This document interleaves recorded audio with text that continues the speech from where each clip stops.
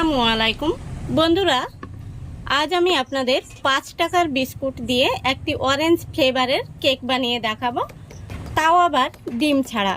তো বন্ধুরা, খুবই সুন্দর হবে এই কেকটি, আর খেতেও কিন্তু দারুণ মজার হয়। তো চলুন পুরো রেসিপিটা দেখতে থাকুন।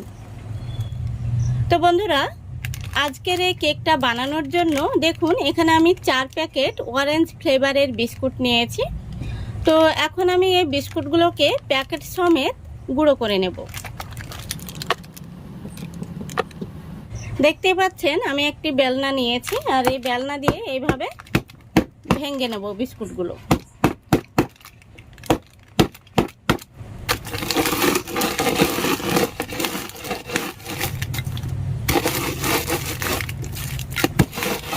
খুব বেশি গুঁড়ো করার কোনো প্রয়োজন নেই, কিছুটা গুঁড়ো হলেই হবে। এই একটা প্যাকেট গুঁড়ো হয়ে গেছে। একইভাবে আমি সবগুলো বিস্কুট গুঁড়ো করে নেব।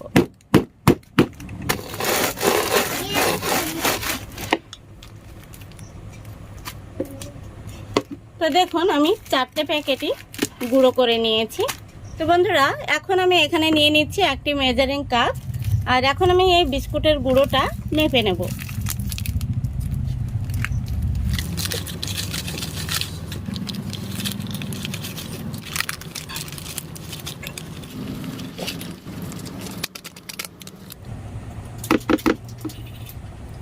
তো বন্ধুরা দেখুন আমাদের বিস্কুট গুঁড়োটা কিন্তু মেজারিং কাপের 1 কাপ হয়েছে।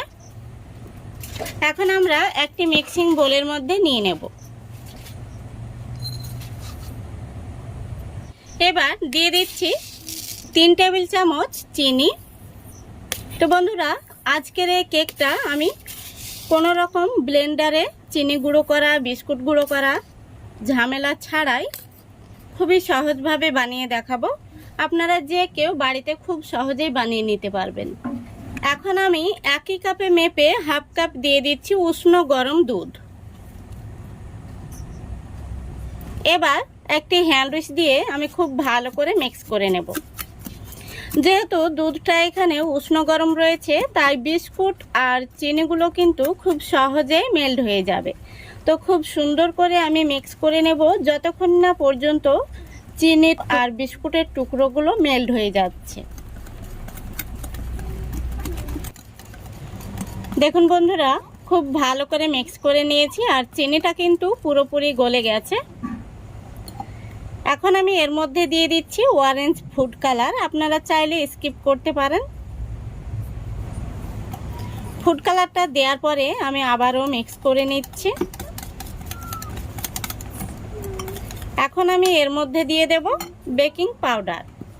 তো দেখুন চা চামচের 1 চা চামচ বেকিং পাউডার দিয়ে দিলাম, আর চা চামচের 3 ভাগের 1 ভাগ দিয়ে দিচ্ছি বেকিং সোডা। এবার আমি খুব সুন্দর করে হ্যান্ড উইচ দিয়ে মিক্স করে নেব। তো বন্ধুরা, মিক্স করতে করতে হঠাৎ মনে হলো লবণ দেয়া হয়নি, লবণটা আমি ভুলে গিয়েছিলাম, তাই 1 চিমটি দিয়ে দিলাম। আপনারা চাইলে প্রথমের দিকেই লবণটা দিয়ে দেবেন। লবণটা দেওয়ার পরে আমি আবারও খুব ভালো করে মিক্স করে নিয়েছি। কেক তৈরির জন্য আমাদের ব্যাটারটা কিন্তু একদম রেডি হয়ে গেছে। এখন আমরা ব্যাটারটা এক সাইডে সরিয়ে রাখছি। এবার আমরা কেক তৈরি করার জন্য বাটিটা রেডি করে নেব। তো এখানে আমি একটি অ্যালুমিনিয়াম বাটি নিয়েছি। বাটির মধ্যে দিয়ে দিচ্ছি সামান্য পরিমাণে সাদা তেল। তেলটা ঢালতে গিয়ে বেশি পড়ে গেছে, কোনো ব্যাপার না, আমি ঢেলে নিচ্ছি। এখন আমি এই তেলটাকে একটি ব্রাশ দিয়ে খুব ভালো করে বাটির চতুর্দিকে লাগিয়ে নেব। দেখুন বাটির মধ্যে খুব সুন্দর করে তেলটা লাগিয়ে নিয়েছি। এবার আমি এই বাটির মধ্যে দিয়ে দিচ্ছি ময়দা। 1 চামচ ময়দা দিয়ে দিলাম। এখন আমি এইভাবে কোট করে নেব। দেখুন খুব সুন্দর করে কোট করে নিয়েছি। এখন আমি এর বাটির মধ্যে কেকের ব্যাটারটা ঢেলে দেব।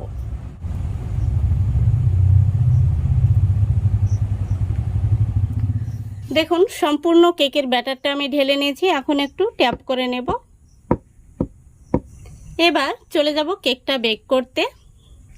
এদিকে দেখুন কেকটাকে বেক করার জন্য গ্যাসটা অন করে আমি আগে থেকে কড়াই বসিয়ে দিয়েছি। কড়াইয়ের মধ্যে একটি স্ট্যান্ড দিয়ে ফ্রি হিট করে নিয়েছি। এখন আমি কেকের বাটিটা বসিয়ে দিচ্ছি। আবারও আমি উপর থেকে বড় সাইজের একটি গামলা দিয়ে খুব ভালো করে ঢেকে দিচ্ছি। এবার গ্যাসের ফ্লেমটা একদম লো ফ্লেমে রেখে পুরো 20 মিনিট আমি জাল করে নেব। 20 মিনিট জাল করলে আমাদের কেকটা খুব সুন্দরভাবে হয়ে যাবে। তো বন্ধুরা, 20 মিনিট পর আমি কেকটা নামিয়ে নিয়েছি, আর নামিয়ে কেকটাকে আমি বের করে নিয়েছি।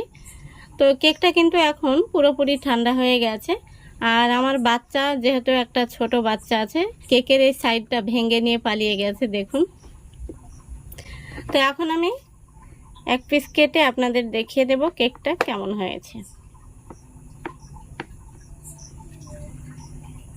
এই দেখুন কেকটা কত সুন্দর হয়েছে, দেখুন একদম নরম তুলতুলে, মুখে দিলেই কিন্তু মিলিয়ে যাবে।